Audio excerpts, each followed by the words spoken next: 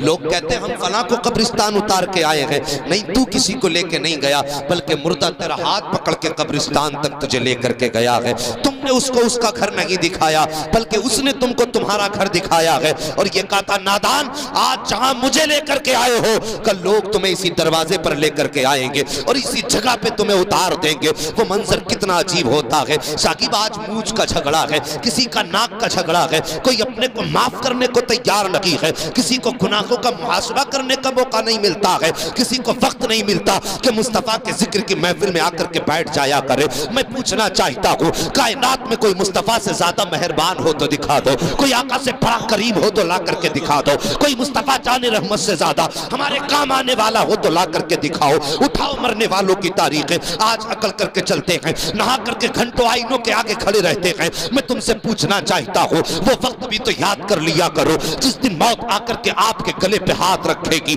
और एक लम्हा आपको मौका नहीं देगी। जब रूह निकल जाएगी तो वो बदन जो अकड़ा करता था, जो कहता था मेरे मुकाबले का कोई नहीं है, आज बेसुध बिस्तर पे पड़ा है, को मक्खियां भी दूसरे उड़ा रहे हैं, चादर भी कोई और डाल रहा है। जब गुस्ल की बारी आती है तो साकिब जब जिंदा थे तो अपने हाथ से कई कई घंटे तक पानी के अंदर रह करके साबुन से बदन रगड़ा करते थे, लेकिन आज मौत ने इतना लाचार कर दिया है कि अपने बदन पे साबुन लगाना तो बड़ी बात है, अपने हाथ से पानी तक नहीं डाल सकते हो, आज अपना पर्दा भी खुद नहीं कर सकते हो। मैं तुमसे पूछना चाहता हूँ साहिब, ये अकल किस लिए है? ये जिंदगी के अंदर घमंड कब तक का है? एक दिन मौत ऐसा धक्का देगी कि सारे घमंड और अकल निकल करके रह जाएंगे। अल्लाह अकबर, तारीख उठा करके देखो मरने वालों की, जब मौत आया करती है तो इंसान फिर लाचार हो जाता है, न कुछ करने का न धरने का। फिर पानी डालने वाला और है, बदन मसलने वाला और है, चार खड़े होके कहते हैं इधर से पानी डालो, कोई कहता है ये हिस्सा सूखा रह गया है,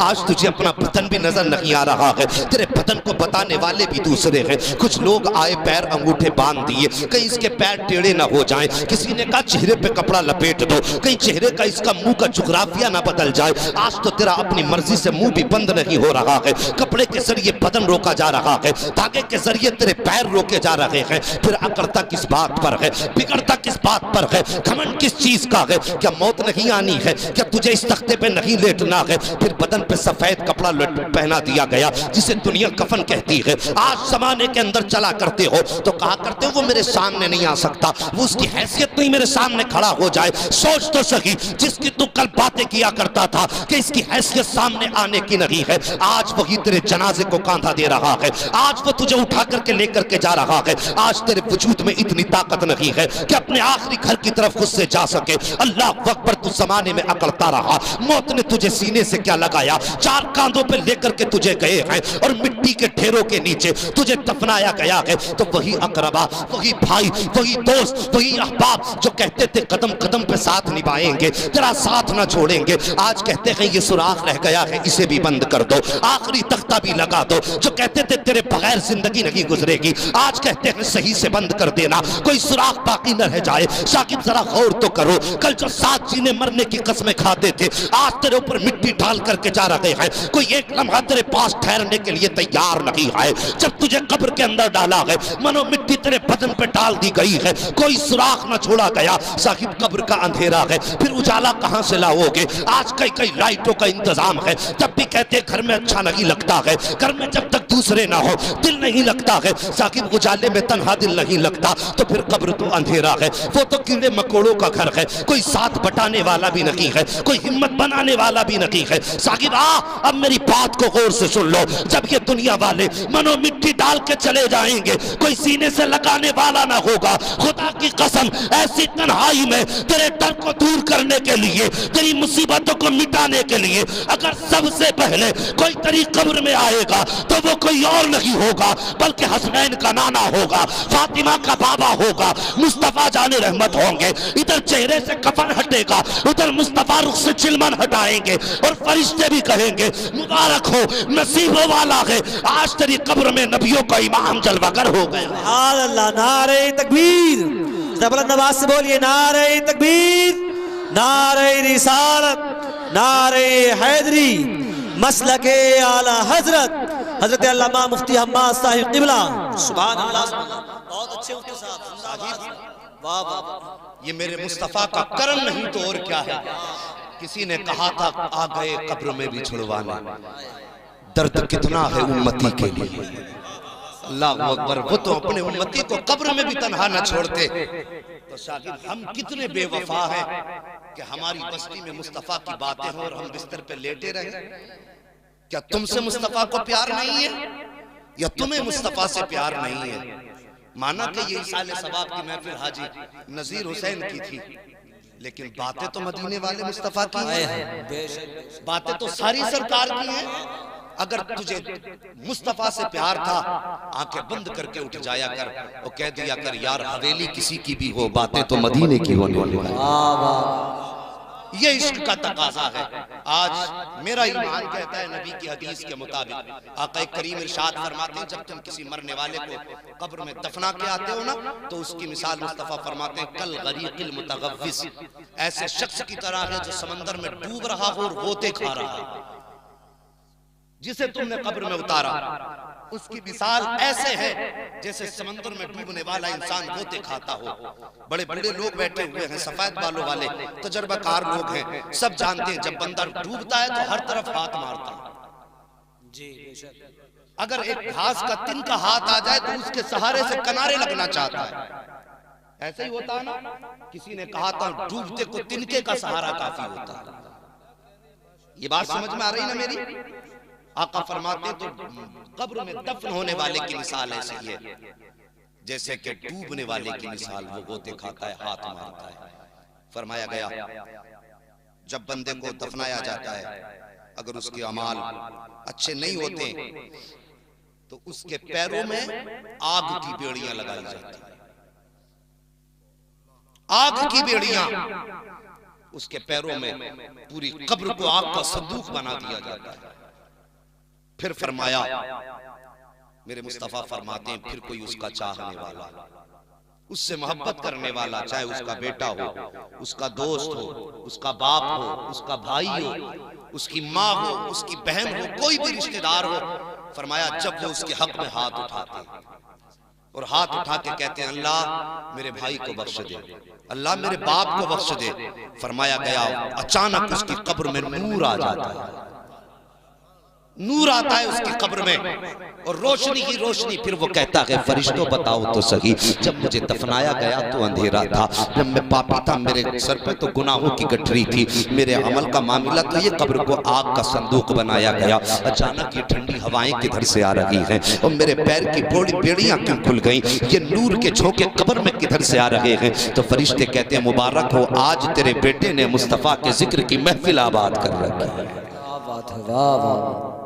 किस्मत वाले होते हैं वो बाप जिनको औलाद ऐसी मिलती है कि मरने के बाद उनके इशाले सवाब की महफिलें मुकर्रर करें। हाँ, वरना हमने तो देखा लोग सिर्फ लकीर पीटा करते हैं। 40 में भगोने बन जाएंगे 40-40। वो इसलिए कि कल रिश्तेदार आ रहे हैं, दोस्त आ रहे हैं, आप आ रहे उन्हें खिलाना भाई, दिखाना, पता चलना चाहिए हाजी जी के बेटे ने इंतजाम करा। दुनिया कहेगी हाजी जी के बेटे ने सिर्फ 40वें के दिन का खाना नहीं किया बल्कि रात को मुस्तफा के नाम के तराने की भी महफिल आबाद की। हाँ हाँ, तो ये मिजाज है हम लोगों के। तो साहिब मरने वाले के लिए ये बड़ी बरकत की बातें हैं कि मुस्तफा के जिक्र की महफिल आबाद हो।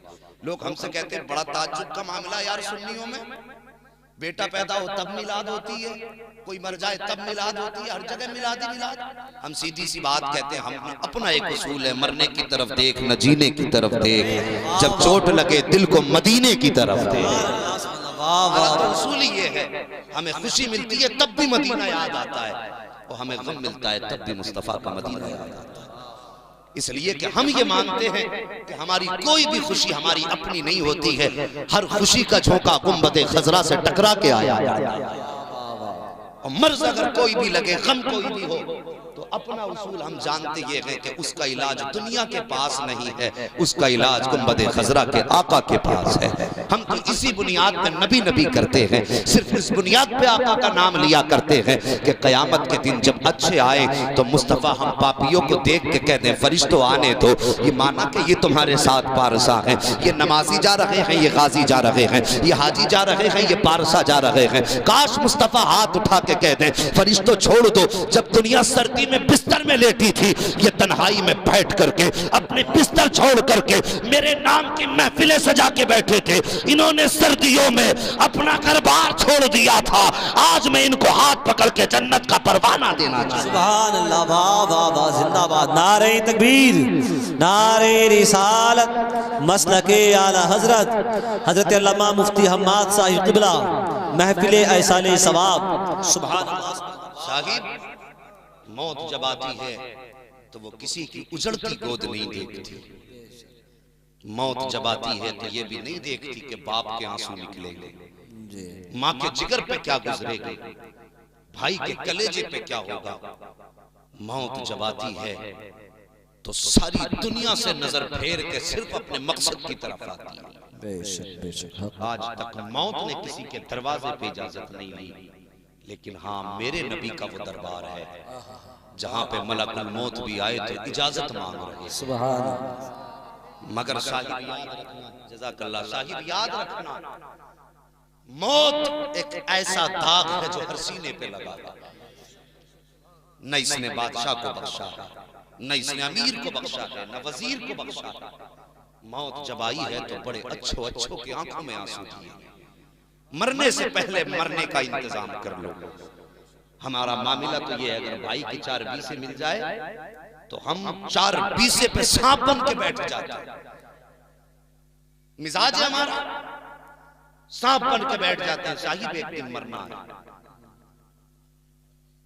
बचना नहीं है। और मौत जब आएगी ना तो एक एक रत्ती का हिसाब अल्लाह लेगा।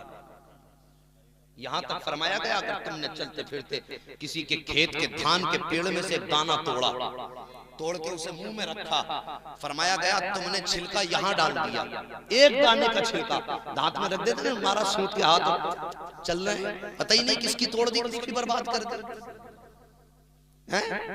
निकला जा रहा पट्टियों पे, देखो मेंढों पे, धोरे के धोरे साफे बाली नहीं दिखती,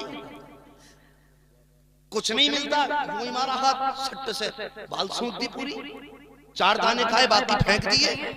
अल्लाह के यहाँ हिसाब देना। फरमाया गया तूने मुंह में एक दाना रखा ना और मुंह से छिलका उसका फेंक दिया, फरमाया गया छिलका कहाँ फेंका उसका हिसाब अलग होगा, और तूने दाना जो खाया उसका हिसाब अलग। तैयारी करें हम मौत की। हम तो बीगे बीगे खा जाते हैं, डकार तक नहीं आती, और सबसे बड़ा हाजी बन के बैठा बंदा। दूसरों के हक खा के अगर हज किया तो क्या किया, किसी का दिल दुखा के अगर मस्जिद आबाद की तो क्या की। मजा तो तब था किसी का वीरान दिल आबाद कर देता, मजा तो तब था किसी रोते हुए के लबों पे मुस्कुराहट दे देता। हमने तो यहाँ तक देखा लोग चिल्ले कर रहे हैं जी, एतकाफ में बैठे हैं, एतकाफ में अब्बा बीमार पड़ा बिस्तर पे, वो एतकाफ में बैठे, माँ को दवा की जरूरत है, बच्चा एतकाफ में कुरान पढ़ रहा है रमजान में, तुझे क्या लगता है माँ बिस्तर पे दवा के लिए रोती रहे और तू एतकाफ करेगा, अल्लाह राजी होगा? रब फरमाता सुन, अगर माँ बाप को सता के तू कोई भी इबादत करेगा, मैं सारी इबादत तेरे मुंह पे मांगूंगा। अगर इबादत कबूल कराना चाहते हो तो पहले दुखे दिलों का इलाज करो। अगर तुम किसी दिल का इलाज न कर सके तो इबादत अपनी जेब में रख के मर जाओ। रब को तुम्हारी इबादत की जरूरत है, ये बात जहन नशीन कर लेना। अल्लाह अकबर, लोगों के हक आ गए, टकारे ही नहीं आती। मगर याद रखना साहिब, अगर अल्लाह ने मुझे ये तुम्हें पावर दी है तो घमंड न करना, इतराना मत। अल्लाह ने अगर ताकत दी है तो ये मत सोच लेना जहां तक नजर जा रही हो सब अपनी अपनी।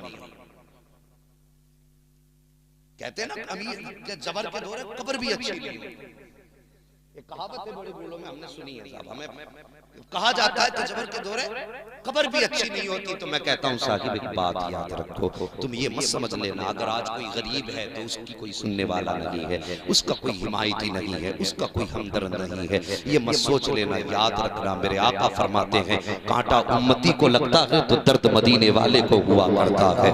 अल्लाह अकबर। मेरे नबी ने ऐलान फरमाया था मेरे सहाबा ऐसी छत पे मत लेट जाना जिस छत की 4 दीवारी ना हो, हो, ऐसी छत पे मत लेट जाना जिसकी चार दीवारी रुकावट ना हो। सहाबा अर्ज करते हैं आका किस लिए? मेरे नबी फरमाते हो सकता है किसी को नींद में चलने की आदत हो सकता है कोई नींद में उठ के चलने लगे, अगर चार दीवारी नहीं होगी तो पैर फिसलेगा, मेरा उम्मती नीचे गिर जाएगा। आका फरमाते सहाबा जब उम्मती नीचे गिरेगा तो उसका हाथ टूटे या उसका पैर टूटे, उसको चोट बाद में लगती है, मदीने वाले को दर्द पहले हुआ।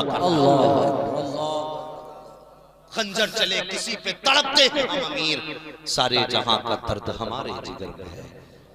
मेरे नबी ने उम्मत से इतना प्यार किया, किसी को सताने से पहले 100 बार सोच लेना।